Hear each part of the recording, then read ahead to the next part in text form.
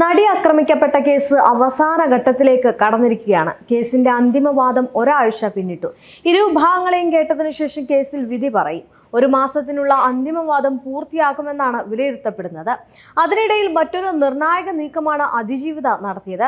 കേസിന്റെ അന്തിമവാദം തുറന്ന കോടതിയിൽ വേണമെന്ന ആവശ്യവുമായിട്ട് അവർ വിചാരണ കോടതിയെ സമീപിച്ചു. അടച്ചിട്ട കോടതി മുറിയിലായിരുന്നു നടി ആക്രമിക്കപ്പെട്ട കേസിന്റെ വിചാരണ തുടക്കം മുതൽ നടന്നിരുന്നത്.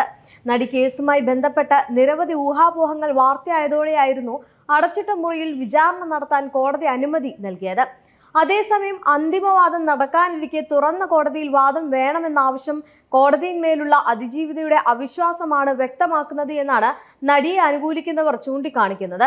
നടി ആക്രമിക്കപ്പെട്ട കേസിന്റെ ഏറ്റവും നിർണായകമായിട്ടുള്ള തെളിവായ നടിയെ പീഡിപ്പിക്കുന്ന ദൃശ്യങ്ങൾ അടങ്ങിയ മെമ്മറി കാർഡ് കോടതിയുടെ പരിഗണനയിൽ ഇരിക്കുമ്പോൾ അനധികൃതമായി പരിശോധിക്കപ്പെട്ടതായിട്ട് നേരത്തെ കണ്ടെത്തിയിരുന്നു. FSL പരിശോധനയിലായിരുന്നു ആദ്യം ഇക്കാര്യം തെളിഞ്ഞത്. പിന്നീട് ഇത് സംബന്ധിച്ച് അന്വേഷണം വേണമെന്ന് നടി ആവശ്യപ്പെട്ടു.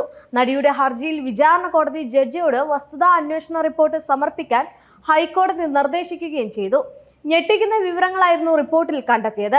3 തവണയാണ് മെമ്മറി കാർഡ് പരിശോധിച്ചത് എന്നാണ് അന്വേഷണത്തിൽ കണ്ടെത്തിയത്. 2018 ജനുവരി 9 Angamaly judicial first class magistrate കോടതി, 2018 ഡിസംബർ 13 എറണാകുളം ജില്ലാ പ്രിൻസിപ്പൽ സെഷൻസ് കോടതി, 2021 ജൂലൈ 19 എറണാകുളം CBI സ്പെഷ്യൽ കോടതി എന്നിവിടങ്ങളിൽ മെമ്മറി കാർഡ് അനധികൃതമായി പരിശോധിച്ചുവെന്ന് ഹൈക്കോടതി സമർപ്പിച്ച റിപ്പോർട്ടിൽ വിചാരണ കോടതി ജഡ്ജി വ്യക്തമാക്കിയിരുന്നു. തുടർന്ന് ലൈംഗിക അതിക്രമ ദൃശ്യങ്ങൾ കൈമാറ്റം ചെയ്യപ്പെട്ടിരിക്കാമെന്ന ആശങ്ക ഉന്നയിച്ച് അതിജീവിത പോലീസ് അന്വേഷണം ആവശ്യപ്പെട്ടുവെങ്കിലും ആവശ്യം അംഗീകരിക്കപ്പെട്ടില്ല. നിരന്തരം ഇത് സംബന്ധിച്ച് ഹർജികളുമായിട്ട് അതിജീവിത കോടതികൾ കയറി ഇറങ്ങിയെങ്കിലും അനുകൂല ഉത്തരവ് അന്നുണ്ടായിരുന്നില്ല.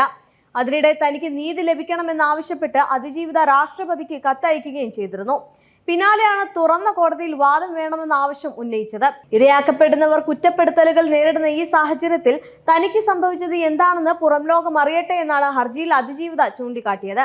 അതേസമയം ശബരിമലയിലെ VIP ദർശനം ഹൈക്കോടതി ഇന്ന് പരിഗണിക്കുന്നുണ്ട്.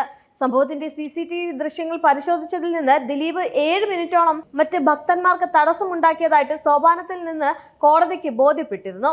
ദിലീപിന്റെ ദർശനത്തിൽ വലിയ വിമർശനമാണ് കോടതി ഇക്കഴിഞ്ഞ ദിവസം ഉന്നയിച്ചത്. ജസ്റ്റിസുമാരായിട്ടുള്ള അനിൽ K, നരേന്ദ്രൻ S, മുരളി കൃഷ്ണ എന്നിവരടങ്ങുന്ന ഡിവിഷൻ ബെഞ്ചാണ് ഹർജി ഇന്ന് പരിഗണിക്കുന്നത്. ഭക്തരെ തടയാൻ ആരാണ് അധികാരം നൽകിയത് എന്നും എന്ത് പരിഗണനയാണ് ഇത്തരം ആളുകൾക്ക് ഉള്ളത് എന്നും കോടതി ചോദിച്ചു.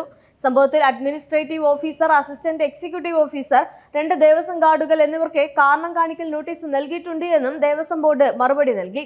ആർക്കും പ്രത്യേക പരിഗണന നൽകരുത് എന്ന് നിർദ്ദേശിച്ച കോടതി ഇത്തരം കാര്യങ്ങൾ ആവർത്തിക്കാതിരിക്കാൻ ദേവസ്വം ബോർഡും സ്പെഷ്യൽ പോലീസും ശ്രദ്ധിക്കണമെന്നും നിർദ്ദേശിച്ചിരുന്നു.